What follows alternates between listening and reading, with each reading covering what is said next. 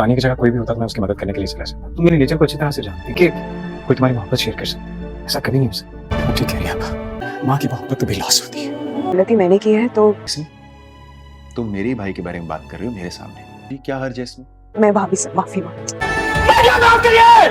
दोस्तों drama serial लाडली के आने वाले एपिसोड में आप लोग देखने वाले हैं। ये ड्रामा बहुत ही इंटरेस्टिंग बन चुका है। यहाँ पर नाज़ो पूरी तरह से फंस चुकी है क्योंकि वो ब्लैकमेलर बाबर तो उसके पीछे ही पड़ चुका है और दोस्तों उसकी जान तक नहीं छोड़ रहा और उसे भी अब धमकी दे चुका है कि अगर आपने मुझे पैसे नहीं दिए तो ये सारी वीडियोज़ मैं तुम्हारे घर पर भेज दूंगा जो भी तुमने पास्ट में किया है। यहाँ पर नाज़ो पूरी तरह से डर जाती है, अगर मेरी असलियत घर वालों को पता चल गई तो मेरी इज्जत तो 2 कौड़ी की हो जाएगी। दोस्तों ऐसा होने से पहले परवेज़ उस बाबर को पकड़ लेता है और सारी सच्चाई वो उगल देता है कि आखिरकार तुम नाज़ो को क्यों तंग कर रहे हो। दोस्तों परवेज़ के सामने वो बाबर सब कुछ बता देता है। नाज़ो ने पास में जो भी किया उसके सारे सबूत मेरे पास हैं, लेकिन परवेज़ कहेगा वो सारे सबूत मिटा दो, तुम्हें जितने पैसे चाहिए मैं तुम्हें देने के लिए तैयार हूँ।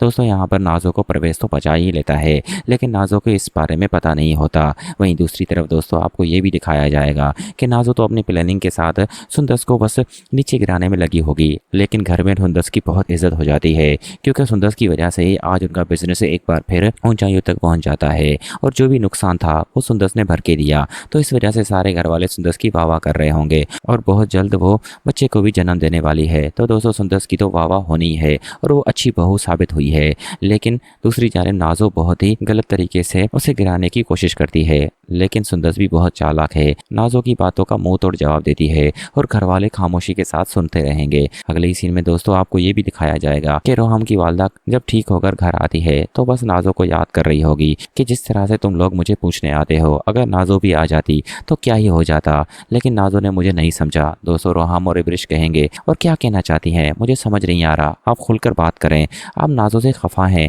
या नाज़ो ने आपको कुछ कहा है। लेकिन दोस्तों रोहम की वालदा कहे कि ऐसी कोई बात नहीं है, आप लोग परेशान ना हो और मैं अब ठीक हूँ।